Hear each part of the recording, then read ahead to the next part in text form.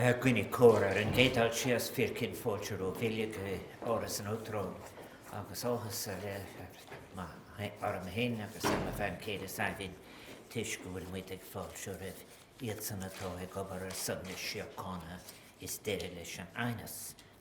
Sabine and I are so pleased that we are welcoming this afternoon people who are working for peace and for an end to violence and for reconciliation. I'm very happy as Uachtaráin here as President of Ireland to welcome the United Nations Group of Friends of Peace Processes, which was co-founded in 2018 by Ireland and Afghanistan and includes today permanent representatives from Afghanistan, Bulgaria, Colombia, Jordan, Libya, Madagascar, Mozambique, Papua New Guinea, Somalia, Sri Lanka, Timor-Leste and Vietnam. I think all of those countries that I have listed and you as permanent representatives at the United Nations are engaged in what is, I think, fundamentally the core purpose of the United Nations, that of conflict resolution and reconciliation. And I think the work in which you participate across the globe is a time in which we never needed more to be engaged and give unequivocal support to multilateralism, so that we may achieve an enduring, peaceful and fulfilling balance between the needs of peoples, sustainable economy and a responsible care for ecological capacity. I know you may be tired after your very long journey, many of you, but you've come to Ireland to discuss areas of common interest in relation to achievement of these aims that you share. I very much, despite all the circumstances with which one is confronted every day, share with you, I believe, a belief that a peaceful and harmonious world is something that is possible, something that we must all strive tirelessly to achieve and to sustain. We ourselves, on the island of Ireland, are living through the experience of establishing, supporting and sustaining a peace process. And it is that experience and the Irish government's commitment and pursuit of peace on the island of Ireland that what encourages us, a very Irish thing, to share our experience with other member states, other members of the United Nations who are in pursuit of international peace and internal security. And I'm sure that the sharing of yours and our experience will yield discussions that are important and a fruitful discussion during your visit. We're not living in times I think, in times when the discourse of peace prevails among the most powerful. I think it's very important morally that we acknowledge that, but also that we let it be known that it is something that distresses our people. And that is why you, advocates of peace and conflict reconciliation, are so important. I'm sure as well you share with me concern that we are losing the discourse of peace. As participants in humanitarian action, you must feel how morally outrageous it is that, given our boundless capacity for creativity and innovation, that the fruits of science and technology are being turned with ever-increasing intensity, not to the promotion and preservation of peace, but to the engendering of fear and to the pursuit and prosecution of war.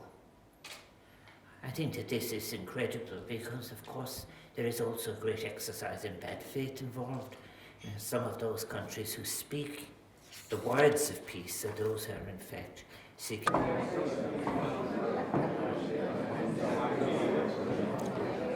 Excellencies, honoured guests, can I have your attention for one more moment, please? You're all invited to perhaps make your way towards this end of the room if at all possible.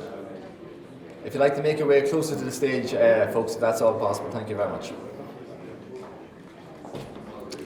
Thank you for your cooperation.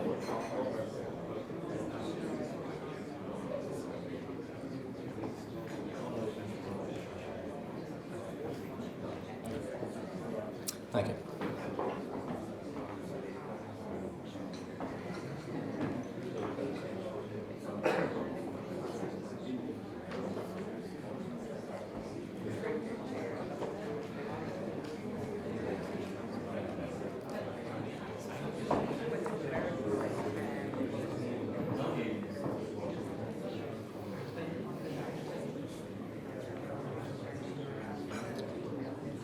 Will you please welcome the President and Sabina Higgins.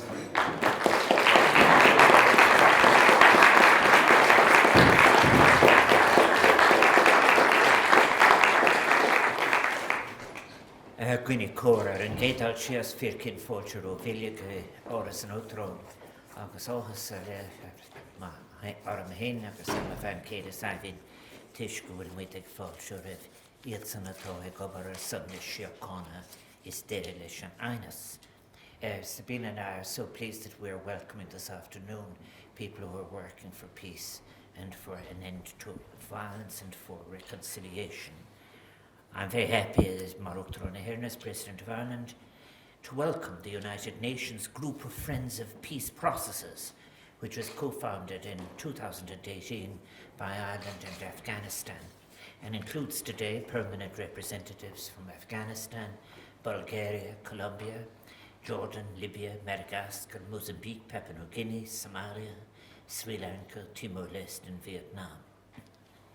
I think all of those countries that I have listed and you as permanent representatives at the United Nations are engaged in what is, I think, fundamentally the core purpose of the United Nations, that of conflict resolution and reconciliation.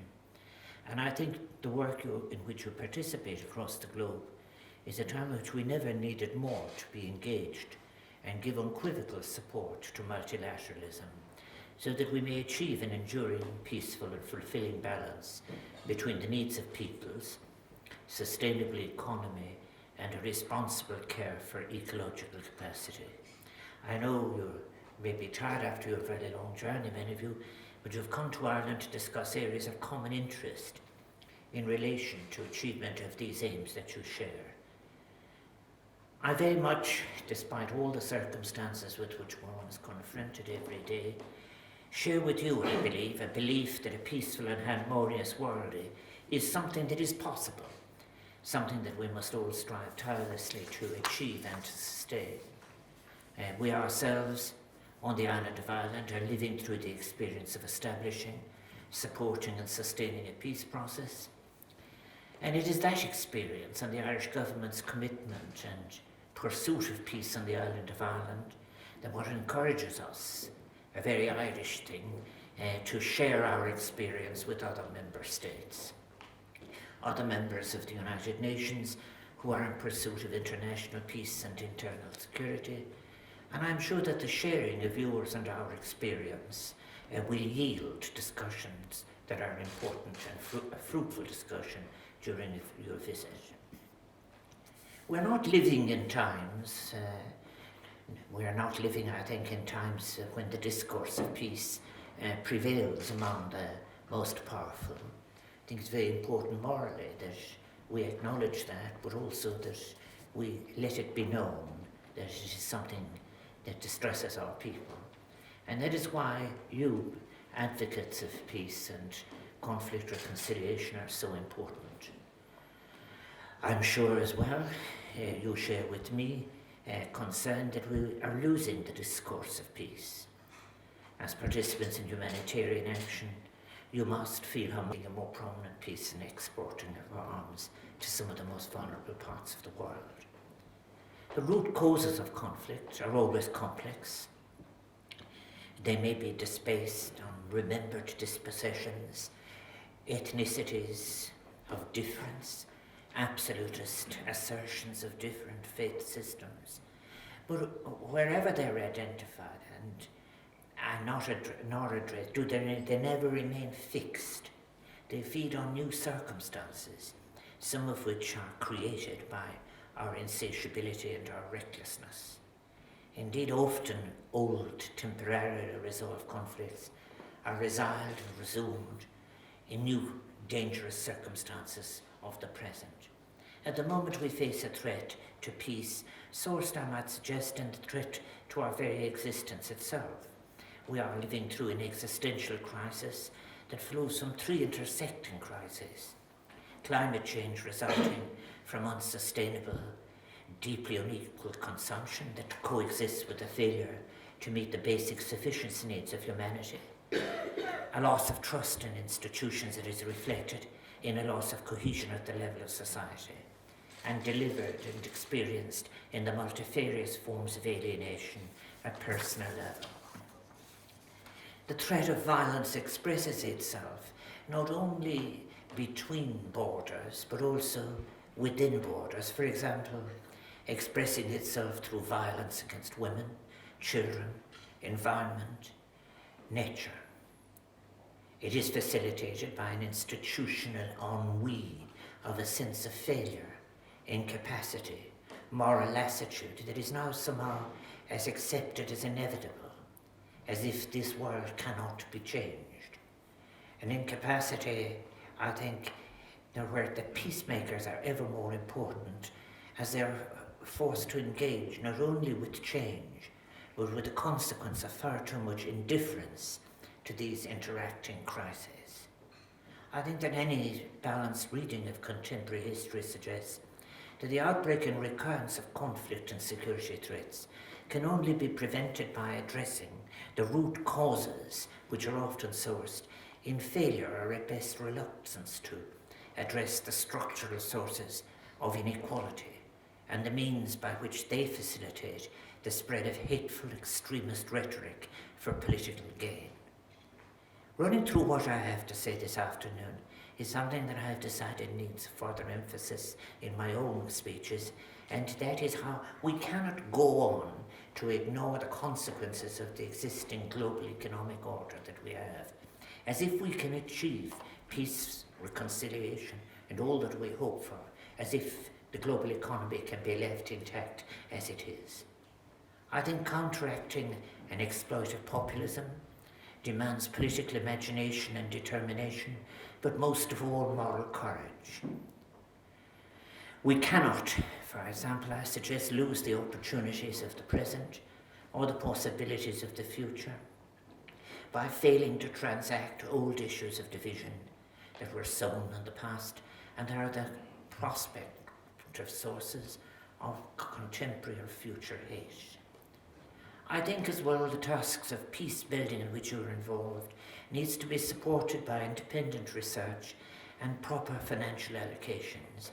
It demands that we become aware as to how the debate and our path forward too can be frustrated, co-opted through influence or threat, even determined by those with vested interest in the arms race, who are after all the proximate beneficiaries of escalated conflict.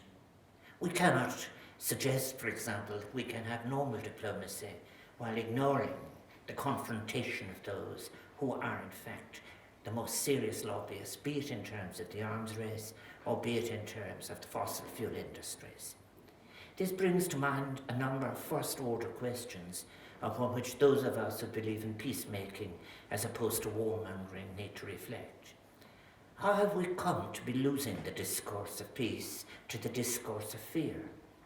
How has the international security industry come to occupy a space that should be filled by those seeking to fulfill the needs of sufficiency in food, shelter, education and cooperation?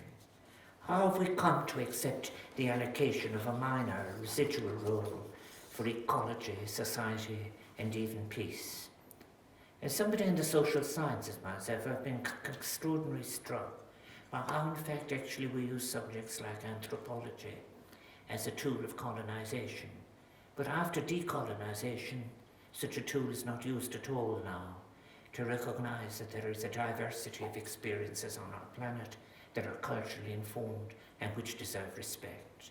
And how have we come to accept as a hegemonic influence on our lives, on our very existence, such a narrow, limited version of global economy, a chronically imbalanced approach that has served us so badly and with such destructive consequences? We're now living through a financialized form of globalization where capital is not sourcing productivity or production, but is commodified as a speculative commodity to purpose, for the purpose, if you like, something abstract, an asset for financial market transaction. Our work is affected by, for example, in 1990 there were 1,000 funds which were operated with $25 billion. By 2004, 14 years later, there were 8,000 funds with 1,000 billion. And 10 years ago in 2008, 2.7 trillion. In fact, actually, the productive use of capital is roughly at about 1/3 of what it was in 2007. This means that we have handed over, we live critically for the most part in a financialized global economy that has these features and that stands as a major obstacle in relation to that which we may wish to achieve in other dimensions of our multilateral existence. The economy is not embedded. It is not even embedded, I suggest, in that rhetoric, that discourse that we had of human rights. I had the pleasure to address an international conference here in Dublin that marked the 70th anniversary of the Geneva Conventions, the cornerstone of which, cornerstones as they are of modern international humanitarian law, recognised as the most important treaties governing the protection of people in armed conflicts. Those conventions were responsible in their earliest forms for the establishment of a humanitarian agency that we know today as the International Red Cross, and they remain solid foundations on which to establish new initiatives to deal with in current circumstances. But what ties together those conventions, indeed the humanitarian work in which all of you are involved, is the assertion of a belief in the irreducible dignity for which humanity stands, and that such dignity is capable of being vindicated. The conventions reflect a desire of societies to protect the innocent, advocate for justice, and live in accordance with established codes of conduct. The United Nations cannot do this if it does not address the consequences, as I said, of the fact, as I mentioned, that parallel to it is a form of global economy that works against it, that contradicts it, through its development banks, the World Banks, the International Monetary Fund. In other words, in many cases, we live now in a society, global society, that is controlled by debt. If we are in the verge of a climate catastrophe, we're also living through a debt catastrophe. This principle I'm very much interested in Ireland very often at how it affects ordinary language. When people would say, for example, people aren't able to buy a house, they would say really they aren't able to afford a mortgage. They're not able to get into debt. It is in this way, this consciousness of the globalized debt economy has in fact just sunk into consciousness in such a dangerous way. The principle of belief, as I mentioned in the Geneva Conventions, in the essence of humanity, its fundamentals, in terms of sustenance, vulnerability and capacity, I think these are so important. It is time to defend the United Nations and defend these principles. And thanks to humanitarian actions like the work in which you're heavily involved, millions of civilians have lived safer and more harmonious lives. And I do appreciate so many of the countries where in fact actually what you have to try to bring to the dialogue and the negotiations is the great gift of being able to listen, the listening techniques that are so important. But I think it is depressing for us all, but sadly necessary to note, that across the globe the number of people in crisis and displacement is at the highest level in recorded times. Violent conflicts today, they're likely to have more actors, demonstrate more complexity, and they last longer, now it's between 7 and 9 years. In last year, over just about 15 million people, 27,000 persons every day were forced to leave their homes as they fled from violence, conflict and disaster. These are newly displaced persons, half of whom are children, and 70.8 million people are now forcibly displaced, with 4 or 5 refugees living in countries neighbouring their country of origin. And I do believe, and the message I sent to Geneva at the meeting on the funding of migration, was that it is possible to have imaginative responses to this migration challenge, if in fact we recognise the possibilities that are there. But yet today, in terms of addressing the sources of this, 10% of development assistance, 10% is spent on peace building and conflict, while military expenditure is soaring now standing at almost $2 trillion globally. We're not free, any of us who are in the public world, to despair. We must walk in this space for what is possible. And I suggest winning, if you like, acceptance for the need for a new eco-social embedded economy. A paradigm change is the greatest challenge facing us. We must win that to the level of ideas first, and then get it to be the taken for granted consciousness of our people. And the United Nations in all of this is so important. It must be reformed and strengthened.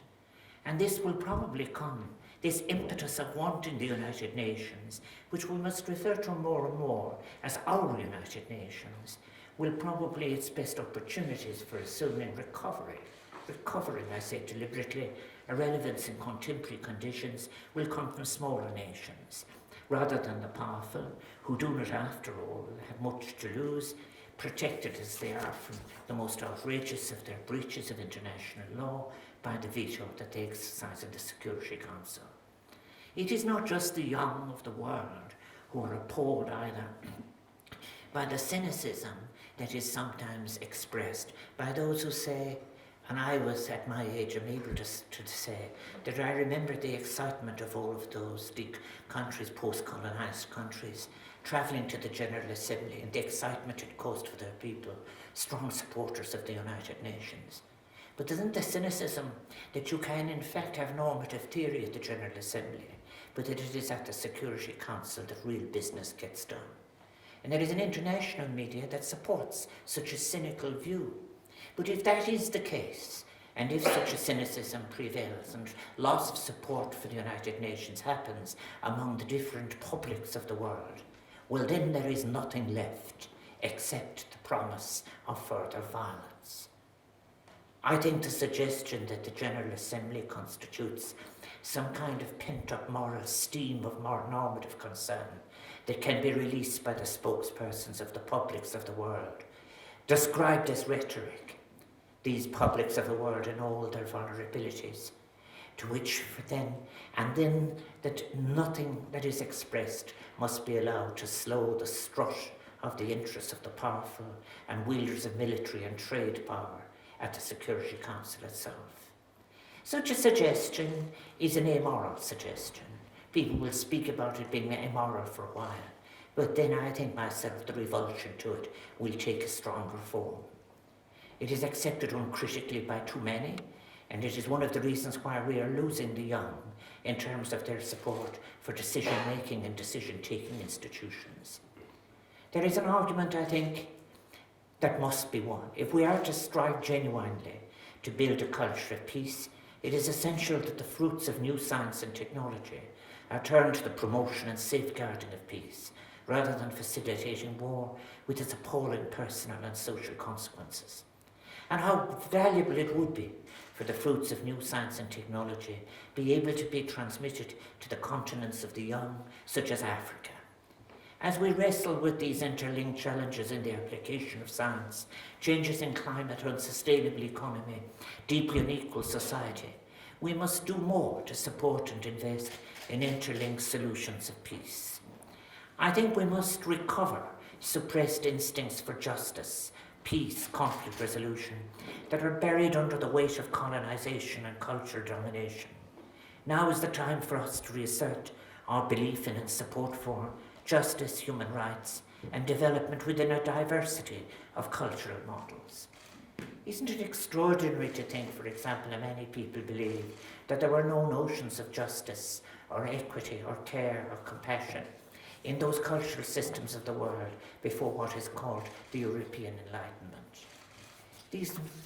These instincts were suppressed, and they can be recovered, and these continents to which I refer are rich in what is to be recovered culturally and which can be made consistent with what we can share universally.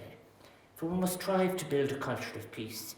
It isn't an easy task in today's geopolitical landscape as I have described it, where the hubris of the most militarily powerful is extended into intertwined areas of trade. Now we see trade as a weapon of conflict, communications, distortion of communications. And as I said, the financialization of a global economy that is now structured, as I said, on debt rather than anything real. That rewards of speculative capital for the few, while it refuses to accord rights to workers and marginalises or excludes migrants who are merely seeking the sufficiency of life. How rarely we hear that last year migrants supplied 12% of the gross domestic product of the world. Migrants who are seeking merely the sufficiency of life and who are now in new circumstances being forced into involuntary migration due to conflicts rooted in the consequences of climate change. I think there is something else because the citizens of our world differ in how they state their needs. There is not some single insatiable instinct that is a version of human nature in which somehow or another must be inflicted or accommodated in the world. Many victims of contemporary conflicts, the great injustice of being denied those most basic of human needs, shelter, security, and a sense of belonging, is a daily lived reality. And those who arrive on foreign shores, fleeing war and persecution, are so often and increasing numbers those whose homes and lands are illegally taken from them, or those who have been living under the constant threat and fear of persecution or discrimination. There are also those who have been rendered voiceless, powerless, have had their lives ruptured, their dignity rejected, their autonomy confiscated, as Hannah Arendt might put it. From the most, I think, for a pernicious form of global debt economy, we can, I think, in some or another, embrace, I think, an alternative.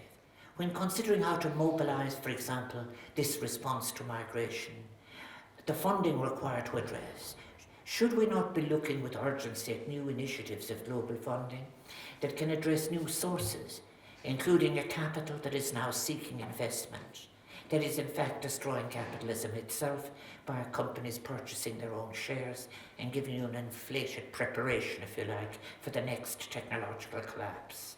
Capital that is now no productive yield and that is being diverted, as I've said, into inflation of share values by companies, as I've described, in the west coast of the United States, for example. Also, I think this global collapse, which will come from such actions, from non-collateralized technology joints, is something that can be avoided. Such funding can find their way to a green economy fund. A similar circumstance prevails in relation to sources and flows of credit. Sources of credit and capital currently not being utilised could be made available to create a green economy fund, just transition. Sustainable development, solutions to migration, issues in a way that is accountable, transparent, efficient and consistent with the UN Charter. How consistent is it with the United Nations Charter for leaders, those in leadership roles in the European Union to be saying that they are defending Westernism? It is a suggestion in many, many ways that is as pernicious as the oldest forms of imperial tendency. But capital can fund a longer term real yield. Capital can be changed to provide a long-term yield for all of the funds I have described, integrating a response to interacting crises, including the crisis created by new forms of concentration of wealth and dead capital. And it makes sense. The United Nations realised a circumstance such as this when it responded in the 1940s to a global financial crisis. Today we seem unable to act. The United Nations is being undermined, underfunded and mocked as a global institution. Yet it is the depository of our multilateral agreements and responsibilities. I repeat again, it is all we have. So we must now work together for a form of discourse that I think that rejects violence, but also violence of an institutional, structural kind as well as personal. The Universal Declaration of Human Rights, that great document which belongs to us all, has affirmed, I quote, the recognition of the inherent dignity of the equal and inalienable rights of all members of the human family is the foundation of freedom, justice and peace in the world. What an inspiring piece of language that must not be reduced to empty rhetoric. And if we are to create such a world as I've described, a world where all our fellow citizens can live in peace, security, safety, respect and dignity, We must reject not only all forms of violence, but envision an inclusive, sustainable, diverse world, one that can be shared equally by all citizens in all their wonderful diversity. This is the unfinished work, for example, I suggest, of decolonisation. And critically it will require, for example in the case of Africa, in order to enable Africans to build a sustainable future for their continent. Carlos Lopez, for example, has described this as in his book Africa in Transition. It means giving agency to Africans. You who work, all of you, in non-violent ways to seek resolutions to conflict through dialogue, negotiation, and peaceful agitation and protest, are more than sowing seeds. You're demonstrating the great power of positive action in effecting real and lasting change, and doing so with compassion, empathy, and wisdom. We on the island of Ireland have witnessed what can be achieved by a willingness to engage in discourse, and how it facilitates, makes possible, works towards achieving a common goal. However, this invaluable work or intervention and rapid humanitarian response should never be used as an alternative for used as a means of avoiding the deep structural institutional changes we are required to make. Humanitarian acts must not be abused by their being cited as alternatives to the call for structural change. The neglect of structural change promises catastrophe, and it promises that within decades. Conflict resolution processes require courage and patience and hope, the great gift of being able to listen. And all peace processes are just that. They're processes which require long-term sustained political engagement. It is rare that the sources of a conflict are ever fully addressed in one generation. Therefore, those committed to peace must recognise that we are all embarking on a potentially lifelong, even intergenerational journey. And set against this reality, it is vital that the principle and objectives of any agreement are flexible to new challenges, acting as the foundation of the framework by which peace and reconciliation for all people are achieved.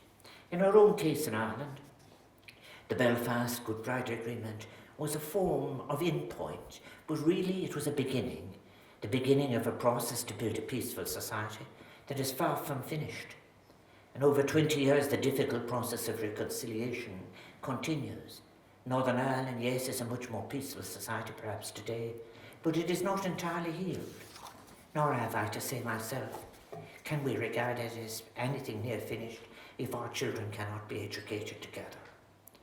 Conflict resolution, to be successful, must be more than a means for demonstrating political resolve.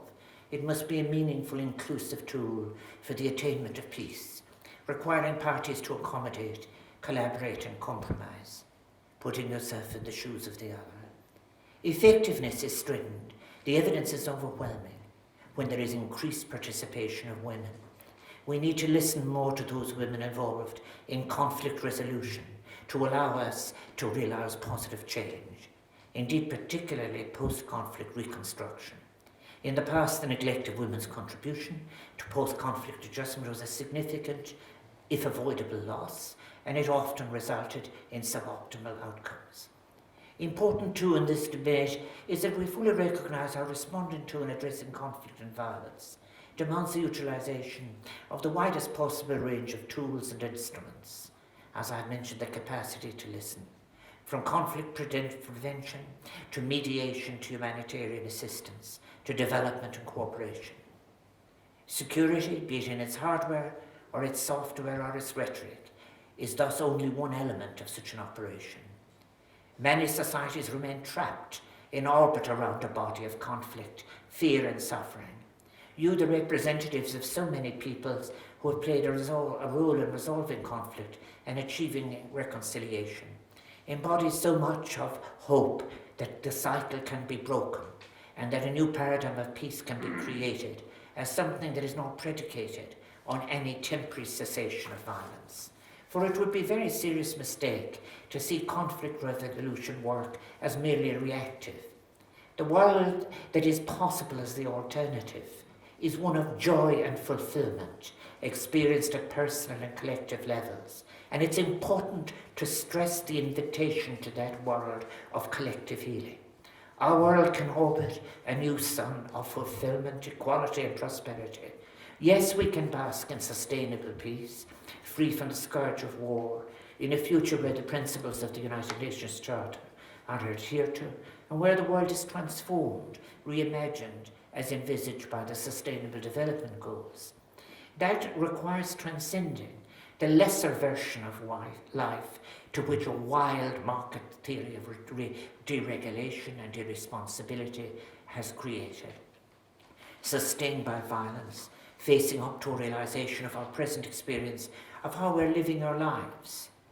We are, I think, I quote regularly Professor Hartmut Rosa's new book, Resonance, who he describes it as we're living through a catastrophe of resonance.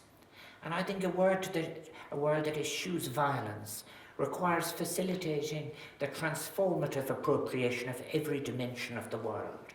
How we are to exist, the relationships between ourselves and others and nature, with the world itself, how we may be transformed from consuming the world to resonating with it, to taking it into us in a different way. And I agree with Professor Rosa's argument that such a loss of human responsibility has been a factor too in the democratic crisis in which we find ourselves. If we are to establish horizontal or axes of resonance, such an achievement will enable us to create new institutions that might serve better as eco-social versions of responsible embedded global economy. In this concept, for example, it is incredibly important that we do see how important as a bulwark of democratic communications order is. Strong political institutionalized guaranteed public service broadcasting, the protection of civic meeting places. These are incredibly important, not enabling us only to transform our world, but to recreate the world, to give citizens self-efficacy, but a self-efficacy that is in fact expressed through the other, as an important instrument with which society and the public space can become a sphere of resonance for citizens. I want to finish by expressing support for all that Secretary General Guterres is seeking to do in the difficult circumstances in which he finds himself. When he refers to the undeniable links between development and security, between human rights abuses and conflict, the recognition that we need transformative, long-term, holistic solutions. But we must assist him by speaking plainly and clearly of our commitment to pursuing a paradigm that will enable such balance between an eco-social form global economy that is within responsible limits. We need to develop and sustain institutions capable of channeling our collective will in that regard to provide the transformative solutions to conflict resolution. The United Nations, the European Union, the African Union, the World Bank, and other bodies are indispensable in addressing shared challenges and implementing what might become agreed solutions. But so often these are just simply silos, echoing, if you like, rather limited suggested conversations. I say this, I realize that security from hunger and transmissible disease, the provision of housing, health, education, those most human and important forms of security, how often are they now in the definition of security?